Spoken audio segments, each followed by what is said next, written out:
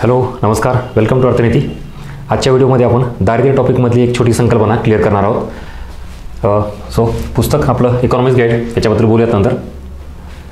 दारिद्र्य टॉपिक अभ्यासाला घेताना दोन महत्त्वाच्या गोष्टी, कन्सेप्च्युअल क्लॅरिटी त्यासोबत फॅक्च्युअल डेटा.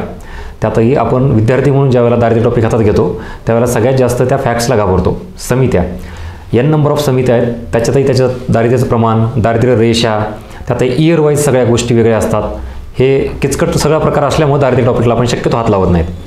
बाकी मग थोडंफार कन्सेप्ट आहे जसं की सापेक्ष दारिद्र्य, निरपेक्ष दारिद्र्य हे थोडंफार कळतं. एकंदरीत कन्सेप्टला पण आणि फॅक्ट्सला जोडणारी एक संकल्पना आहे ती म्हणजे कॅलरी निकष. तुम्हाला वेगवेगळ्या समित्या आहेत, त्या समित्यानुसार असं विचारलं जातं, एखादी समिती आहे त्यांनी कॅलरी निकष किती ठरवले होते, दुसरी समिती आली त्याची कॅलरी निकष किती आहेत, ग्रामीण भागातील कॅलरी निकष किती, शहरी भागातील कॅलरी निकष किती, आणि याच्यानुसार दारिद्र्य ठरवली जाते. म्हणून आपण अख्खा दारिद्र्य टॉपिक क्लिअर करतो. सापेक्ष, निरपेक्ष, त्यानंतर वेगवेगळ्या समित्यांची आकडेवारी पाठ करतो. पण मला एक जाणवलं, अजूनही महाराष्ट्रातला बराच विद्यार्थी वर्ग आहे की त्याला एक्झॅक्टली हा कॅलरी निकष काय प्रकार आहे ही कन्सेप्ट क्लिअर नाही आहे. सो मला ते मुद्दा जाणवला म्हणून इथं मी या व्हिडिओमध्ये घेतलेला आहे. So let start.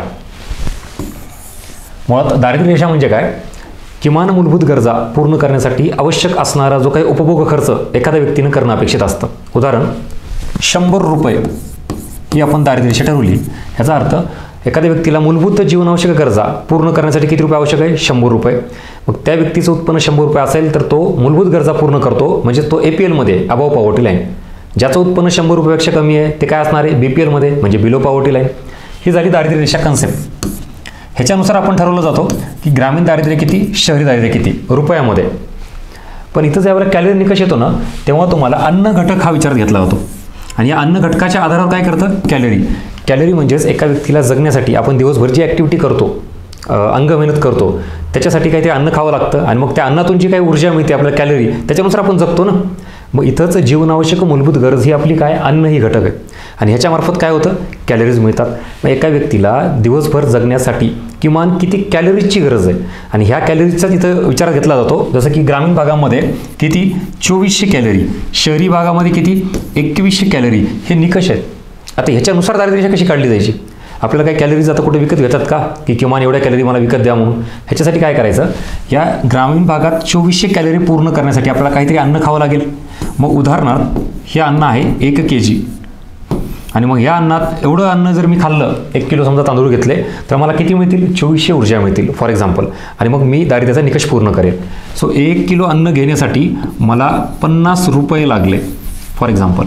म्हणजे 50 रुपयात मी 1 किलो ते अन्न घेतलं, ते खाल्लं आणि त्याच्यामार्फत एवढी ऊर्जा मिळाली, म्हणजे मी हा निकष पूर्ण केला. म्हणजेच इथं जर मला दारिद्र्य रेषा ठरवायची असेल तर 50 रुपये ही प्रति व्यक्ती प्रतिदिन उपभोग खर्च किंवा दारिद्र्य रेषा असं म्हणू शकतो का? आय रिपीट, मला जर आता या कॅलरी निकषच्या आधारावर ग्रामीण दारिद्र्य रेषा ठरवायची असेल तर एका व्यक्तीला किती रुपये आवश्यक आहेत? 50 रुपये प्रति व्यक्ती प्रतिदिन. यालाच आपण उपभोग खर्च म्हणतो किंवा कॅलरी निकष म्हणतो.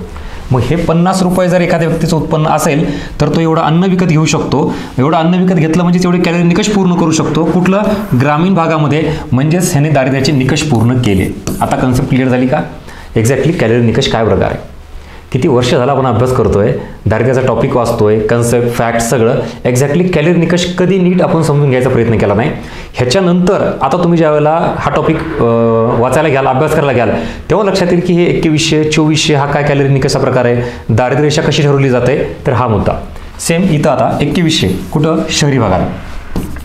ह्याच्यासाठी सुद्धा मला उदाहरणार्थ 1 किलोच विकत घ्यायचं आहे, 2100 कॅलरी मिळाले किंवा कमी जास्त घ्या, इथं संख्या कमी जास्त करा. पण जेवढं काही अन्न घ्यायचं असेल, 1 किलो घ्या, कमी जास्त काही घ्या, हे घेण्यासाठी आता किंमत मात्र 50 रुपयेच असेल का? जशी ग्रामीण भागात आहे तशीच असेल का? ऑब्व्हियसली नाही. इथं थोडीफार जास्त असेल ना, कारण शहरी भाग आहे. मग 80 रुपये एका व्यक्तीला एका दिवशी एवढे खर्च करावं लागतील, त्याचं एवढं उत्पन्न असलं पाहिजे. 80 रुपये जर असतील तर ते एवढं अन्न विकत घेईल आणि एवढ्या त्याच्या कॅलरीच्या गरजा पूर्ण करेल. कुठं? शहरी भागात. म्हणजेच 80 रुपये ही काय झाली? शहरी दारिद्र्य रेषा, कारण एवढे निकष लागत आहेत. Is that clear? ग्रामीण दारिद्र्य रेषा, शहरी दारिद्र्य रेषा बेस्ड ऑन कॅलरी निकष. आणि मग वेगवेगळ्या समित्यांनी वेगवेगळा अभ्यास केला आणि त्याच्यानुसार ठरवलं. आता पुढचा एक भाग आहे, इथं ह्या दोघांमध्ये डिफरन्स बघा. आता मी तुम्हाला दारिद्र्य रेषा कशी काढली जाते, कॅलरी निकष म्हणजे काय, त्याचा कसा वापर केला जातो ते काढलं. पण ह्या दोघांमध्ये ग्रामीण भागात 2400 कॅलरी आणि शहरी भागात 2100 असं का बरं? एका व्यक्तीला एका दिवशी जगण्यासाठी किती कॅलरीज गरज आहे, तर ग्रामीण भागात अंगमेहनतीचं काम जास्त असतं ॲज कम्पेअर टू शहरी भागापेक्षा. ग्रामीण भागात सतत सगळ्या गोष्टी स्वतः कराव्या लागतात. शहरात बऱ्यापैकी यांत्रिकीकरण झालेलं असतं, विकास झालेला असतो. कुठलीही गोष्ट उदाहरण घ्या, आपल्याला जर जिने चढायची असेल तिकडे लिफ्ट असते, कुठं जायचं असेल तर आपल्याकडे प्रत्येक वेळेला वाहन अवेलेबल असतं. ग्रामीण भागात तसं नसतं. म्हणून तिथं ग्रामीण भागात अंगमेहनतीचं काम जास्त असतं म्हणून कॅलरी निकष जास्त, शहरी भागात कमी असतं म्हणून कॅलरी निकष कमी. आज यासुद्धा दोघांचं उत्तर मिळालं का, की ग्रामीणला जास्त का आणि शहरीला कमी का? Is that clear? This is all about basic conceptual clarity regarding दारिद्र्य टॉपिक. या अशा छोट्या गोष्टी ज्या दुर्लक्षित आहेत, आजपर्यंत समोर आल्या नाहीत, त्या तुमच्या आणायचा मी प्रयत्न करतोय.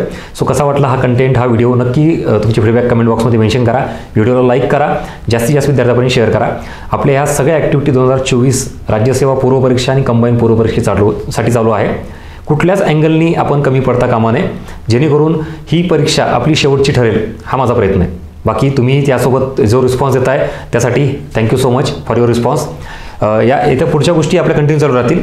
ज्यांना जे पुण्याच्या बाहेर आहेत, जे ऑफलाईन बॅच करू शकत नाहीत, त्यांच्यासाठी आपल्या अर्थनीतीच्या ॲपवरच ऑनलाईन रेकॉर्डेड बॅच अवेलेबल आहे राज्यसेवा आणि संयुक्त दोन्ही पूर्वपरीक्षेसाठी. सो आवर्जून एकदा आपला ॲप डाउनलोड करून बघून घ्या. त्यामध्ये डेमो लेक्चर्स पण अवेलेबल आहेत तुम्हाला.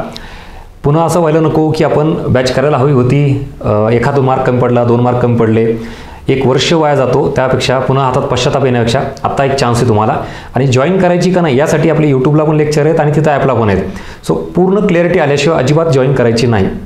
तुम्हाला जर वाटलं की याच्यातून काहीतरी कंटेंट मिळतो तरच तुम्ही निर्णय घ्या, अदरवाईज चॉईस इज युअर्स, तुम्ही ठरवा. बाकी त्याचं ड्युरेशन इथं दिलं आहे, पूर्ण 6 महिन्यासाठी व्हॅलिड आहे. म्हणजे इथून पुढे तुमची राज्यसेवा आणि कंबाईन दोन्हीचा विचार केला आणि त्याची व्हॅलिडिटी केलेली आहे. 3 व्ह्यू आहेत, मोर दॅन सफिशियंट आहेत तुम्हाला बघण्यासाठी हे. आणि बाकी याचे सगळे वैशिष्ट्य काय काय कव्हर केलेले आहेत काय नाही. जे नवीन विद्यार्थी असतील त्यांना एक भीती असते की सर मी नवीन आहे किंवा इकॉनॉमिक्स जड जातो. जुना असेल किंवा नवीन असेल, मी इकॉनॉमिक्सची डेफिनेशन, अर्थशास्त्र म्हणजे काय आणि अर्थव्यवस्था म्हणजे काय, मी इथून सुरुवात करतो.